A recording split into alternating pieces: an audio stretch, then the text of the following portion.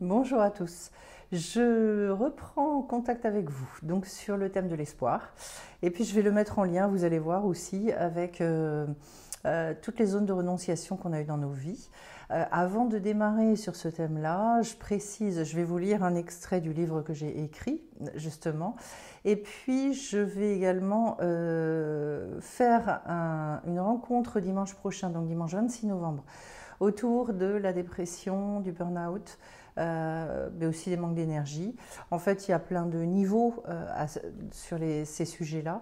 Et donc, en fait, si ça vous intéresse d'y participer, vous m'écrivez sur sephiroth et compagnie@gmail.com et puis je vous inscrirai, je vous enverrai un lien. Alors, dans donc, le livre que j'ai écrit sur le pouvoir des inclassables, donc aux éditions Erol, eh bien, j'ai parlé un petit peu de cette chose-là. L'espoir permet également de changer entièrement la vision de nos perspectives. Les sages disent que le présent contient tout entier notre futur. Si nous comprenions vraiment les implications de ces paroles, nous aurions la possibilité de croire en un avenir radieux auquel nous pouvons participer activement. L'inclassable a un rôle tout à fait particulier à jouer à ce niveau. Il porte en lui quelque chose qui ne renonce jamais totalement. L'espoir d'un monde réparé. Il lui suffit de peu de choses pour retrouver sa fougue et devenir la source d'inspiration dont l'humanité a besoin. Sa puissance est suffisamment forte pour combattre cette désespérance que les institutions entretiennent sur un mode fataliste et alarmiste. Le monde vit un effondrement certain, mais je n'y vois là qu'une raison de repenser ce qui doit l'être. On le voit soit comme une catastrophe, soit comme une opportunité. C'est notre choix. Mais plus nous attendons en nous cramponnant à ce qui ne marche plus, plus nous creusons profondément l'abîme.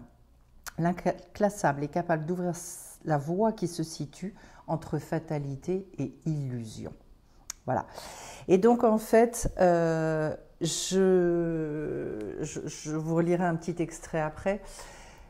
J'insiste justement sur le fait que ce qui va dissocier l'espoir du fantasme et de l'illusion, c'est le fait de se confronter et d'accepter la réalité à laquelle on est confronté. Et de se dire, et quel que soit ce que je vais semer, même si je ne vois pas les fruits immédiatement de ce que j'ai pu mettre en œuvre, de toute façon derrière, quelque chose va finir par perdurer, quelque chose va à un moment donné, et on ne sait jamais à ce niveau-là d'ailleurs les conséquences.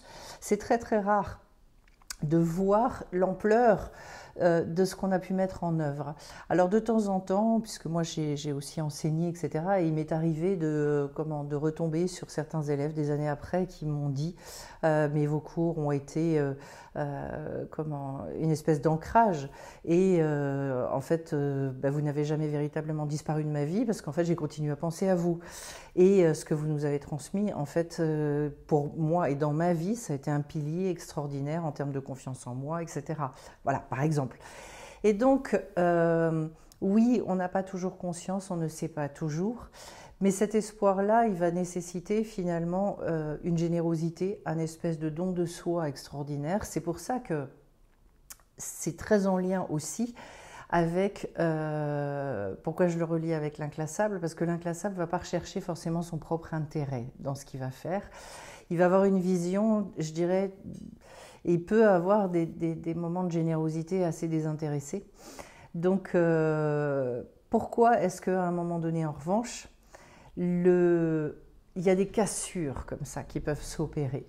Parce que quand on a beaucoup mis en œuvre, mais qu'on l'a fait avec ses propres forces, qu'on a été en attente d'un résultat précis et que ça n'a pas fonctionné, eh bien, je prends un exemple. Quelque chose qui chagrine beaucoup les inclassables, qui aiment la paix, qui aiment l'harmonie, qui aiment tisser des liens. Quand ça se passe mal au niveau familial, eh bien l'inclassable il va être très, triste, profondément triste du fait de ne pas réussir à construire à ce niveau-là. Pour lui, c'est un échec. Et qu'à un moment donné, il peut y avoir une perte d'espoir par rapport à ça.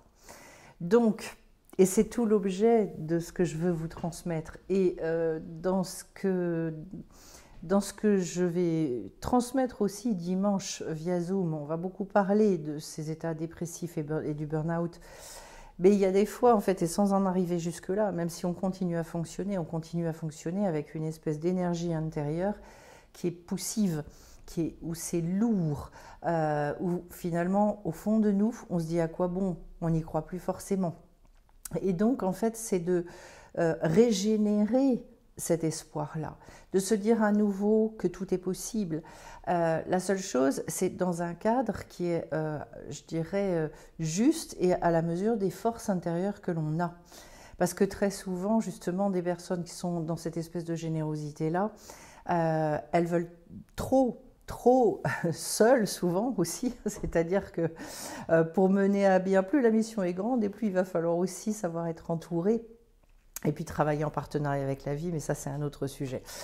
Donc, qu'on pourra d'ailleurs aborder dimanche. Ce que je veux vous dire, c'est que, comme tout, l'espoir se nourrit. L'espoir, il doit se renforcer. Je dirais que c'est une denrée précieuse, et donc en prendre soin. Dans la nourriture, d'ailleurs, il y a une chose que je tiens d'ores et déjà à dire, c'est que si vous vivez les choses extrêmement seuls et que vous ne partagez pas sur ce sujet-là et bien d'autres, c'est compliqué de trouver en soi toutes les ressources. C'est qu'à un moment donné, on a beaucoup besoin d'avoir confirmation à l'extérieur, qu'on n'est pas les seuls à penser ce qu'on pense, de ressentir qu'il y a d'autres personnes qui ont des objectifs communs avec nous, même si elles l'expriment différemment. Et puis de pouvoir aussi, sur des instants où c'est plus compliqué, où l'énergie à entretenir elle est plus difficile, eh bien de se dire je sais que j'ai un rendez-vous aussi relativement régulier avec des gens qui sont dans cet état d'esprit extrêmement positif. Donc maintenir cette énergie-là, je dirais que c'est un art, c'est quelque chose qui se travaille, qui se réfléchit, comment dire, oui, il y a un lien très très fort, je pense, avec la manière dont on va organiser sa vie et prioriser les choses. Et que dans ces priorités-là, pour moi, la nourriture, nourrir cet espoir fait partie des priorités pour pouvoir continuer à se lever le matin et se dire « Ok, je vais y aller ». On mettra aussi, vous verrez en lien, le fait que cet espoir-là perdure et qu'il s'équilibre beaucoup avec le fait d'être dans l'action. Et quelle que soit la taille des actions, là encore, mais parce qu'en fait l'action a un rôle tout à fait particulier à jouer, parce que derrière il faut quand même qu'on se nourrisse aussi pour une part de certains résultats.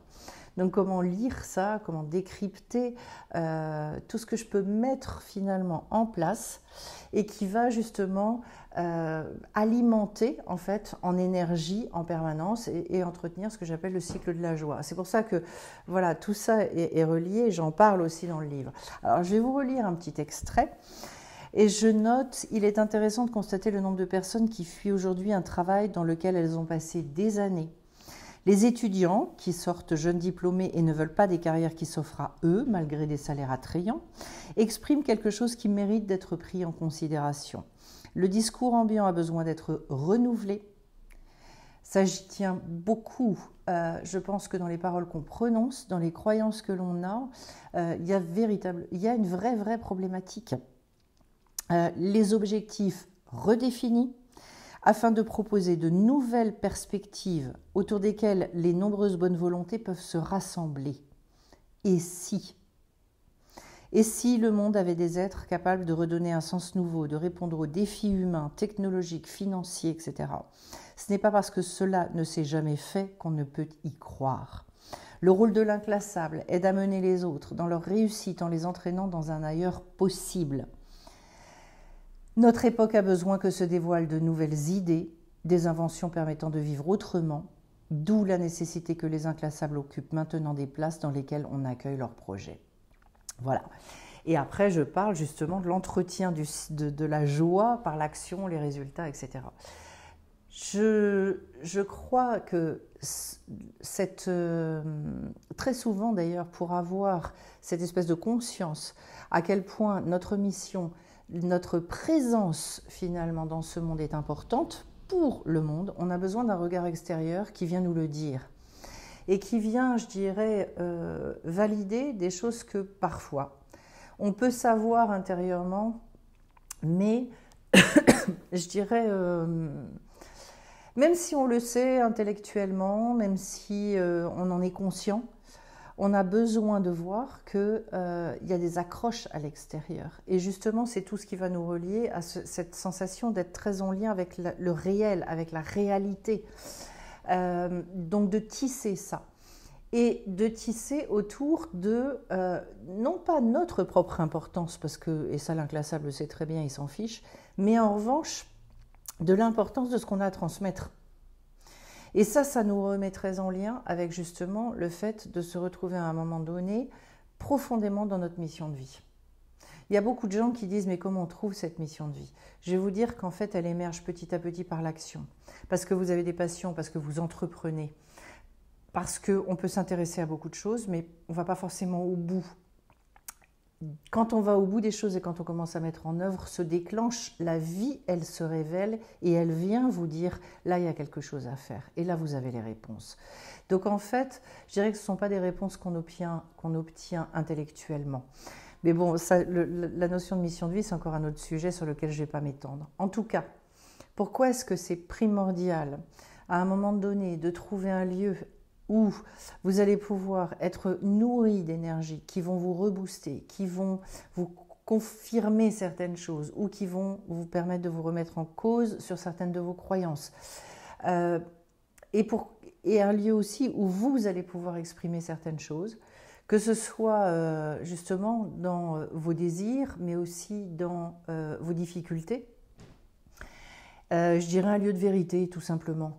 Un lieu où on se dit les choses et où, en revanche, on n'est pas dans la dramaturgie du tout. On n'est pas dans le fait je dirais, de rester dans le fait d'entretenir ça, mais d'essayer de rechercher des solutions et de comprendre à un moment donné que, oui, au travers de ces événements-là, en fait, on nous pousse et on nous amène vers le lieu où on a véritablement quelque chose à faire dans nos vies. Donc voilà, c'est vraiment l'objet, de toute façon c'est la philosophie de mon travail, naturellement, pour ceux qui me connaissent, c'est vraiment l'objet de ce que j'ai envie de vous transmettre. Et c'est pour ça que dans ce que je vous propose de vivre dimanche matin, il y a une partie aussi réénergétisante. Le mot n'est pas beau, il faut être honnête, mais en tout cas, quelque chose où moi je vous retransmets d'autres énergies, un autre regard sur les choses. Et d'ailleurs, pour ceux qui ne l'auraient pas vu, j'ai fait une vidéo sur le burn-out et les dépressions, où justement j'explique ma manière de voir les gens qui traversent ça. Et je vous invite à aller voir la vidéo, parce que vous pouvez beaucoup déjà vous réconcilier avec vous-même en regardant cette vidéo. Je vous espère nombreux dimanche pour qu'on puisse là aussi, je dirais, creuser et puis se sentir comment reverticaliser, valider dans certaines choses et que justement il puisse y avoir des reprises d'espoir absolument fondatrices dans la vie de chacun. Je vous souhaite à tous une belle semaine et puis j'espère vous retrouver bien vite sur la chaîne. Bye bye.